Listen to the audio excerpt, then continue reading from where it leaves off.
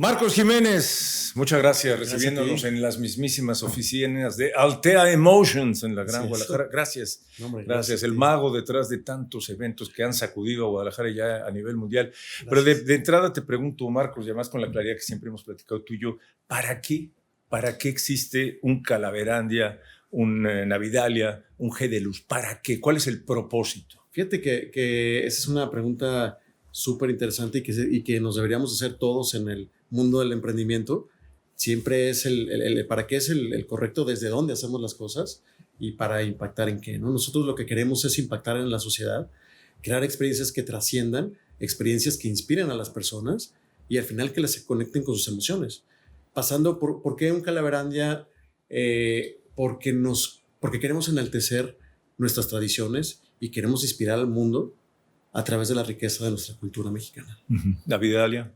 Navidalia es parte de nuestra cultura, totalmente. Dentro de Navidalia tenemos 4 mundos y uno específicamente es el mundo de la posada mexicana, donde buscamos recuperar las tradiciones mexicanas. Anteriormente o en la actualidad, de repente, las cenas de Navidad se convierten en regalos y abrazos solamente, y nosotros queremos recordar por qué estamos teniendo esa celebración, cantar el pedir posada, pero nosotros lo tecnificamos para que la gente le entre de una manera diferente, lo integre también en un nivel macro y bueno, ha sido muy padre comerte tu atolito con el frillito, pedir posada, romper la piñata. Entonces queremos enaltecer y mantener nuestras tradiciones. G de Luz.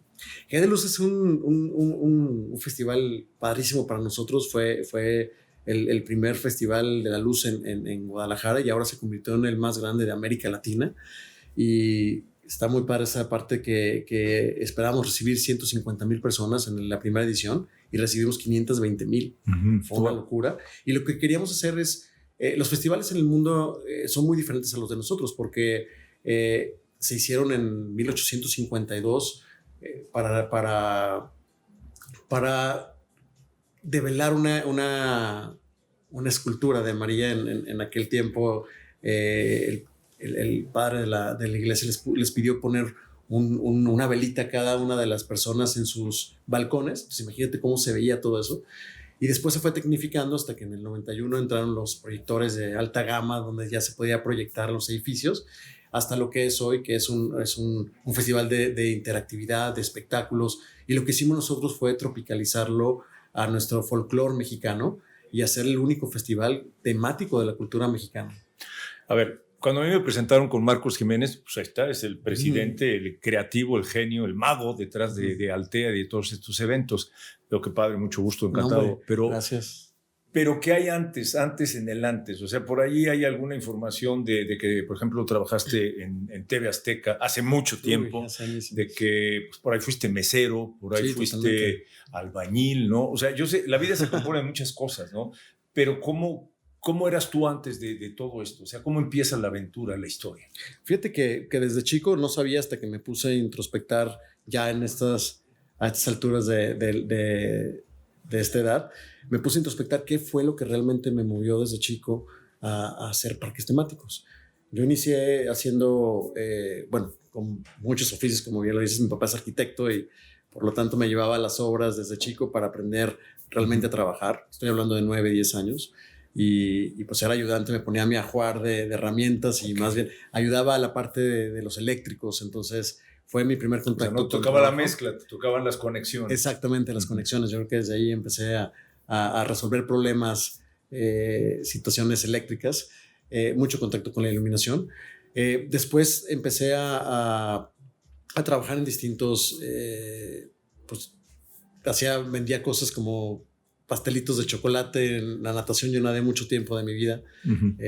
Estuve en la selección mexicana de natación y eso me ayudó también a ser muy competitivo desde chico. Entonces, yo creo que de ahí viene también esta parte del emprendimiento, siempre ir contra la adversidad. Después estudié diseño gráfico publicitario y de ahí empecé a poner una consultoría en diseño gráfico. Entonces, lo que hacíamos, más allá de solo ser una agencia de diseño, tenía una consultoría donde hacíamos ver a los clientes lo que les dolía en la parte de la imagen corporativa, de la identidad corporativa, y ahí empecé a aprender de branding y de marketing. Fue cuando empezó muy fuerte el marketing con Nike y entró esta nueva metodología de branding, del poder que tiene la marca y generar una personalidad de la marca.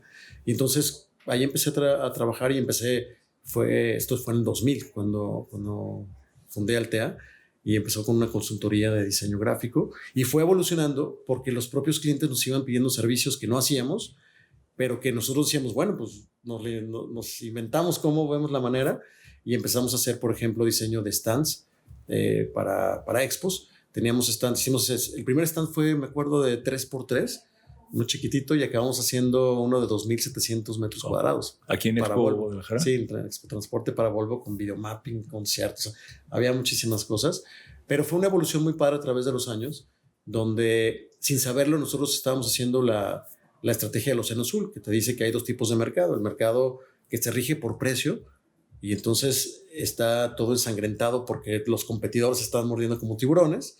Y luego está el mercado del Océano Azul, donde vas nadando en un mercado limpio que el valor principal es la innovación. Entonces, cuando tú innovas en algo, pues no hay nadie allí, por eso es un océano azul. Y eso es lo que empezamos a hacer. Y así fuimos evolucionando hasta lo que hacemos hoy. ¿En qué momento aparece porque me imagino que cuando estás haciendo el stand en la Expo Transporte, pues no estaba presente todavía la posibilidad de tener parques temáticos, y además parques temáticos temporales, sí, que no es muy usual. No existen. Por eso ha sido, fíjate que realmente innovar ha sido muy, muy complejo. Nosotros empezamos, después de empezar a hacer los stands y empezamos a hacer, los clientes nos empezaron a pedir eventos para sus por ejemplo, sus aniversarios. El primer evento que hicimos fue de 200 personas.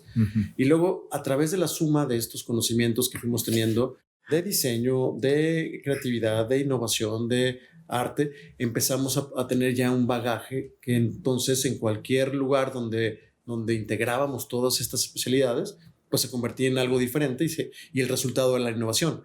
Entonces hicimos en 2010 un evento muy grande aquí en Guadalajara que se llamaba Plenipotenciarios 2010. Vinieron 2,500 plenipotenciarios de la ONU de 161 países. Entonces hicimos una especie de parque temático. Ahí fue cuando empezamos con esto. Una especie de parque temático en la Minerva. Se cerró la Minerva y se hizo una representación de Jalisco en esa zona. ¿Para 3 días? Para 2 días. 2 días. No, para un día. Perdón. Un día, wow. El evento fue para un día. Pero fue algo muy padre porque era el reto era cómo representar Jalisco en un evento grande para 2,500 personas en un día en el centro en la Minerva.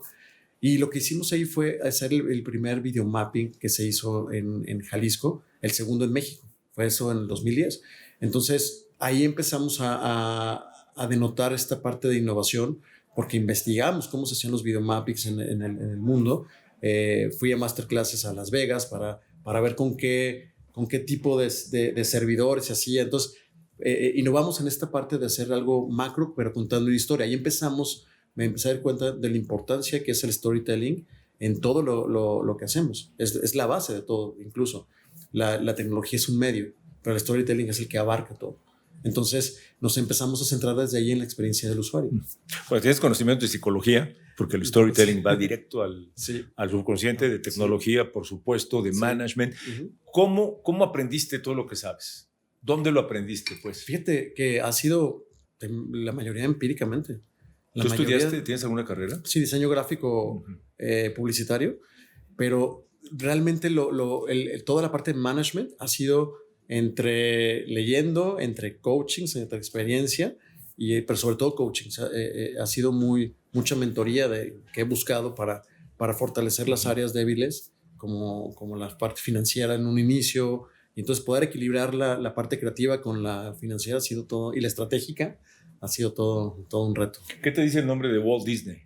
Pues imagínate, inspiración. Para mí es inspiración, es un modelo a seguir, es una persona que realmente cambió la historia, es un hito que hizo un parteaguas antes y después en el mundo del entretenimiento, un soñador.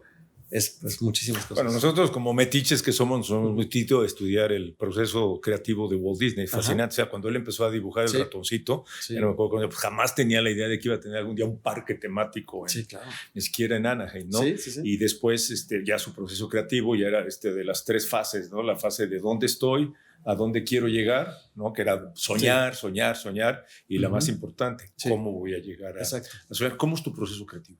Fíjate que nomás, una parte que me ha inspirado muchísimo en Disney, y es algo que nos ha dado mucha claridad ya como empresa, es que Walt Disney decía, pregúntate si lo que estás haciendo hoy te va a llevar a donde quieres estar mañana. Entonces, hemos recibido nosotros muchas ofertas con inversiones en la mesa, de ir a diferentes lugares y hacer diferentes cosas que hemos rechazado por eso. Si quieres, luego llegamos a ese punto, pero ha sido una inspiración muy, muy importante. A ver, pues platícame ya. El proceso creativo, fíjate, es algo muy padre porque en un inicio era empírico totalmente también. En un inicio era qué queremos denotar en un proyecto. Nosotros durante todo este tiempo empezamos en muchos eventos corporativos. Ahí fue donde fuimos afinando el proceso creativo. Claro que empezó desde el inicio, que hacíamos tarjetas, desde logotipos y tarjetas de diseño gráfico. Todo tiene un proceso creativo. Entonces, el proceso siempre lo he llevado a la importancia que tiene la experiencia del usuario. ¿Con qué va a conectar el usuario? Desde una tarjeta, desde un catálogo, perdón, desde... O sea, empatía, o sea, te pones en los pies, en los zapatos es lo más del importante. usuario. Okay. La tecnología es un medio que acompaña o transporta esa sensación, pero el proceso creativo empieza con definir qué queremos que viva el usuario y qué queremos que sienta. Antes era que viva, ahora es que sienta. Entonces está muy padre porque la base, como te platicaba, es el storytelling, pero el storytelling ya hay una carga emocional en el storytelling. Ahora es cómo la representamos para que lo que queremos que el usuario, o en este caso nuestros invitados a los parques, sientan, es la base de todo nuestro proceso creativo. ¿Te sientes empresario? Sí, claro, una parte sí, pero me siento más emprendedor que empresario. Okay. Digo, y te lo pregunto porque cuando te conocí fue en plena pandemia, ¿te acuerdas? Sí, y desde aquí las cosas no estaban fáciles. Ahí me sentí un superviviente. Sí, por eso no estaban fáciles, porque además es muy sencillo, no se necesita ser economista ni... Sí. O sea, eres un negocio que vive de 3 eventos al año. Ajá. Entonces tu flujo pues está centrado en 2 o 3 eventos al año. Exacto. Y curiosamente son eventos que no se podían llevar a cabo porque eran eventos públicos. Totalmente. ¿Qué pasó? Digo, platícanos, porque tú te ríes, te sonríes, pero yo cuando te conocí no estabas así tan estaban apostándole a nuevas cosas, nuevas ideas, pero no se veía fácil la cosa aquí en Altea. Fue algo horrible, yo creo que la peor etapa de mi vida, lo puedo decir sin dudarlo. Cuando platicábamos con alguien nos decía, ¿cómo estás? Pensábamos que nosotros estamos ya en el suelo, en la lona, como se dice coloquialmente, pero no estamos en el suelo. Abajo del suelo hay un inframundo, y hay un inframundo de 9 niveles. Entonces íbamos cayendo adentro de ese inframundo. Es decir, no solo no teníamos el capital, porque no somos una empresa que tiene un capital atrás, somos una empresa totalmente orgánica desde cero, y eso ha sido muy complejo para llegar a un buen nivel de calidad y de producción. Y en la pandemia estábamos en la peor industria. No sé si había otra peor, pero era la de juntar gente. Entonces imagínate no poder juntar gente. Éramos más de 80 personas en el equipo. Tuvimos una situación de no poder, no nada más en ese momento, sino que no se vislumbraba un final cercano. Cada que veíamos, bueno, esto va a pasar 3 meses, eran otros 3 y otros 3. Entonces fue algo súper complejo, de mucho aprendizaje, de mucha fortaleza que tuvimos que tener mentalmente, pero pasamos por cosas muy dramáticas. Sí, porque lo dices muy fácil, pero pues aquí la gente come, tu nómina come, tú comes, ¿no? Totalmente. El mantenimiento de estas instalaciones, de tu fábrica, los talleres, las computadoras, o sea, eso no para. Exacto, ¿no? Y no podíamos prescindir de todo el talento, porque nuestro principal no corriste valor, gente. No, claro, pero no todo, no podíamos prescindir de todo, porque entonces, como sabíamos que íbamos a regresar en algún momento, no podíamos prescindir de todo, porque si no, entonces, ¿con qué base nos quedábamos para empezar a capacitar a todos los que ya no podían regresar? Porque ese fue uno de los principales retos, fue esa fuga de talento, que no fue fuga, pues fue fuga necesaria. Ya no regresaron muchísimos, porque muchos se pusieron a emprender, otros se emplearon en otra empresa, ya no querían vivir el riesgo de volver a pasar en esta industria. Entonces fue algo súper complejo, temas con financieras súper complejos que no sabíamos que existían, temas legales. O sea, fue algo totalmente que nos hizo madurar muchísimo en muchos aspectos y dar unos saltos enormes en un tema de institucionalización, porque siempre hemos sido pues una empresa creativa, pero dentro de un marco de institucionalización que al que queremos llegar, y eso nos hizo dar muchos saltos para poder tener algo mucho más sólido. Me llama muchísimo la atención que hablas de 9 niveles de inframundo. Eso es mucho más que los 7 círculos del infierno de Dante. Y eso ya era el infierno de Dante. Sí. ¿Cómo es estar ahí? ¿En cuál estabas? O sea, ¿cómo te subías de uno al otro? ¿Cómo fue eso, Marcos? Pues fue algo muy, muy complejo a nivel psicológico también, a nivel... porque no puedes perder el ánimo, porque si pierdes tú o la fe en que eso va a pasar, pues entonces ya estás perdido. Mucha gente se acercaba con nosotros y nos decía, oye, pero ¿por qué no hacen algo digital? ¿Por qué no cambias el giro? O sea, esto ya se acabó. O sea, mucha gente nos llegaba a decir eso y nosotros, pero había algo adentro que es lo que nos mueve. Hay una pasión adentro, o hay un fuego, hay una intuición. Ahí aprendí muchísimo a voltear hacia adentro y decir, ¿cuál es mi intuición? O sea, ¿qué me está diciendo mi intuición más allá de los comentarios negativos que estábamos inmersos? No se diga en los medios de comunicación, que todo iba súper dramático, ¿no? Entonces, fue un reto, fue totalmente el reto más importante de mi vida y de nuestras vidas como empresa, el haber sobrevivido a esa pandemia por todas estas situaciones, por situaciones fiscales, financieras, económicas, de recursos humanos, de recursos tecnológicos. Tuvimos que vender muchas cosas. Fue una situación muy, muy compleja que al final, bueno, tuvimos la fortuna. Pero a ver, se da en un momento que tú ya te habías consolidado, ¿no? Como empresario, ya era un éxito. Sobre todo. No, fíjate, es que... ¿Pensaste en cerrar? No. Pero a ver, cuéntame, ¿no te habías consolidado? ¿No eras ya Juan Camaney del mundo jamás. De la tecnología, el entretenimiento y las emociones? No. Una cosa es que seamos una empresa que sea mediática o que sea, sí, pues que tiene una visibilidad, pero adentro los números son otra cosa y la gente piensa que como está lleno en los parques... Y todo es alegría, todo es felicidad. Claro, pero ¿dónde queda la inversión? Como te decía hace rato, a la hora de que no somos una empresa que tiene un capital atrás, no hay, tienes un manejo de inversión importante que tienes que regresar. Entonces, los parques, fíjate, a la hora que pusimos G de Luz no es rentable. G de Luz, nosotros fue el primer paso que dimos hacia cómo demostrar que podíamos tener una producción de alto nivel en Guadalajara. Demostrarlo con inversionistas, con patrocinadores, con gobierno, con la gente en general. Fue ese paso que teníamos que dar. Pero de allá a la rentabilidad hay un paso enorme. Y luego el poner un Calaverandia sin haber existido un precedente de poner un parque de temporalidad, o sea, un parque de 18 días, pues imagínate que lo que inviertes no lo puedes sacar en 18 días, lo sacas a años. Simplemente los arrendamientos son de 3 a 4 años. Claro. Entonces imagínate sacar los arrendamientos necesarios para montar un parque. En el siguiente parque, todavía tienes que invertir en toda la producción de ese siguiente parque, hablo de Navidalia, más los upgrades que le tienes que dar al parque para que la gente, al propio Calaverandia, para que la gente regrese y no diga que es lo mismo.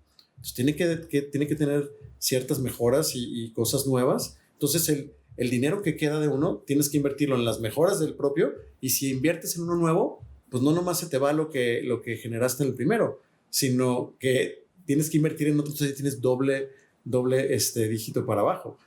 Entonces, a la hora que decíamos, ok, y luego vamos a plantear un tercero, pues llega la pandemia. Entonces, una pandemia con arrendamientos en medio, con financiamientos en medio, ya te imaginas cómo es. Y sin tolerancia, ¿no?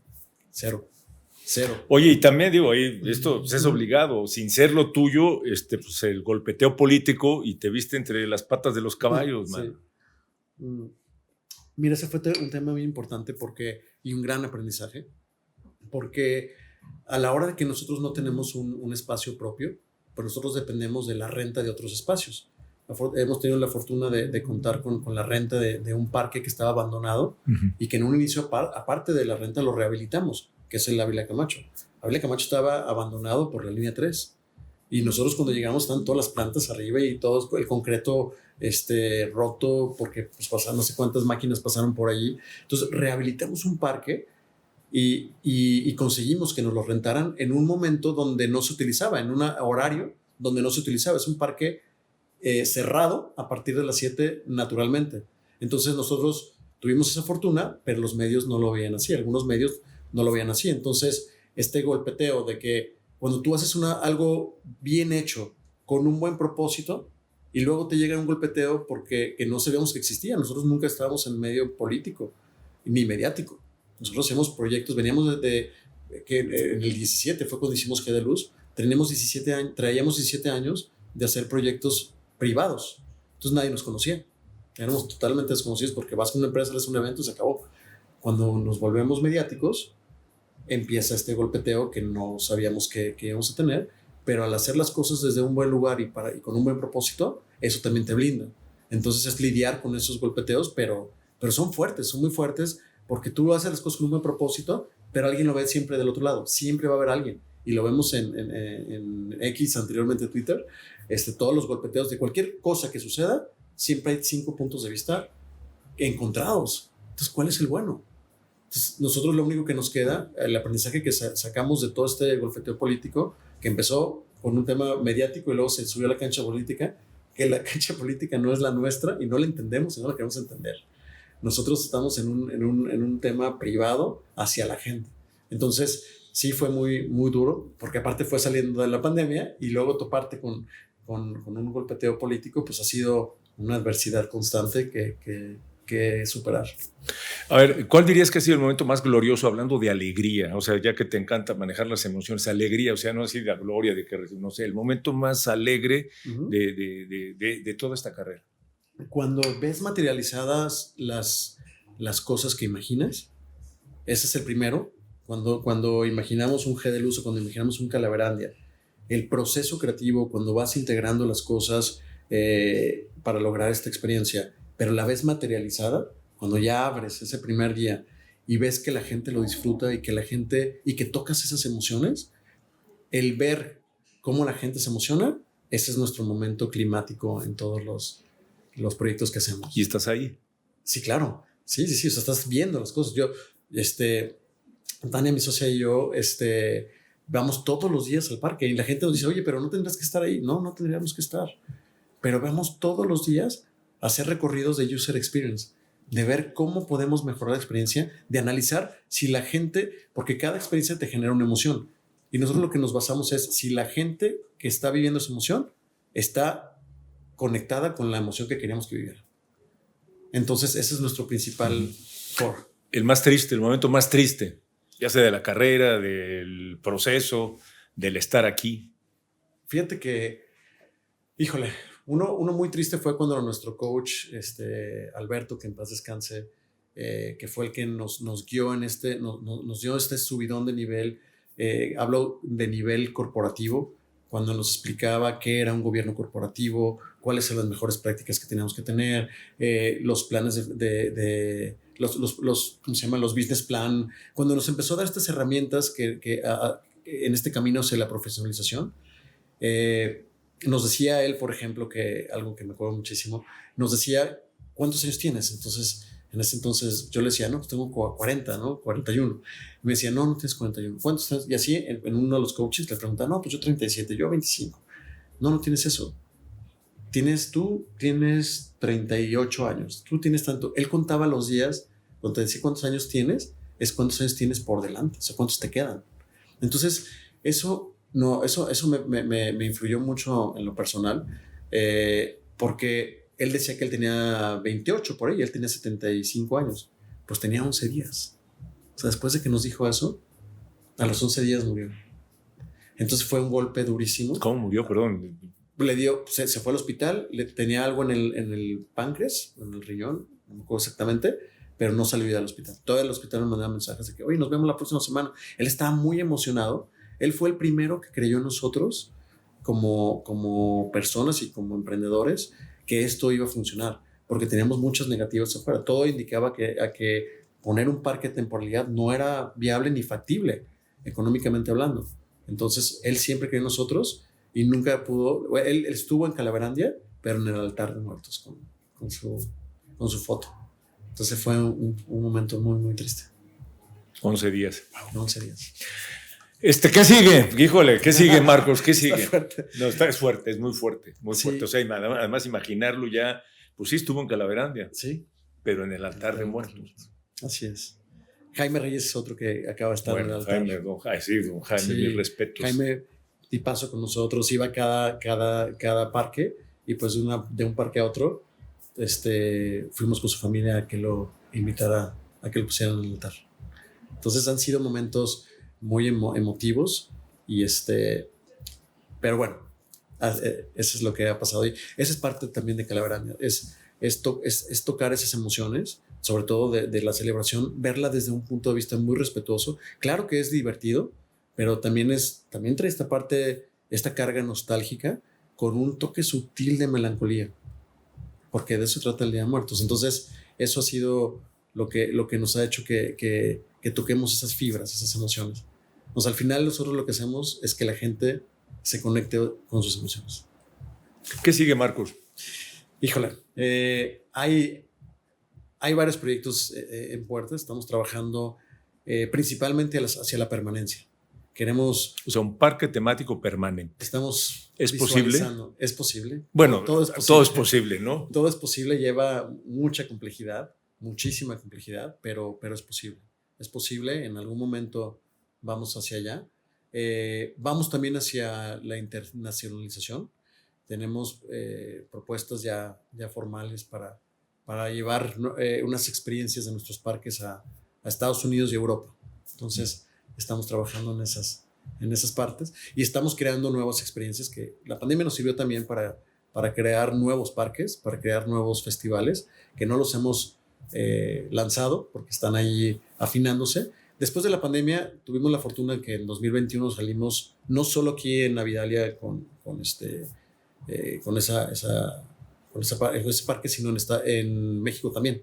O sea, salimos a la par. Hubo 2 Navidalias, Navidad Ciudad de México en Santa Fe y Navidad Guadalajara. Entonces, ahí empezamos la expansión geográfica y hemos tenido esa fortuna de que la gente acoge muy bien los proyectos y nos ofrecen llevarlos a otros lugares, pero nuestro propósito es que la gente venga a Guadalajara. Entonces, nosotros creemos que Guadalajara es el detonante de la cultura o el epicentro de la cultura mexicana en muchos aspectos. Entonces creemos que podemos detonarla aquí y no estar llevando más bien nosotros, sino que la gente venga. Y más con esta inversión en el aeropuerto, creemos que va a haber muchas escalas aquí que deberían de bajarse para vivir estos parques. ¿Y sigues conectado con tus bases, con el proceso creativo, con el origen del proceso creativo? Claro, yo tengo 2 puestos en la empresa. Soy CEO y soy CCO. CCO es Chief Creative Officer, o sea, director de creación. Entonces, así es un tema muy complejo porque por un lado está toda la parte estratégica y de dirección y por otro lado cambio de chip al mundo creativo y soñador.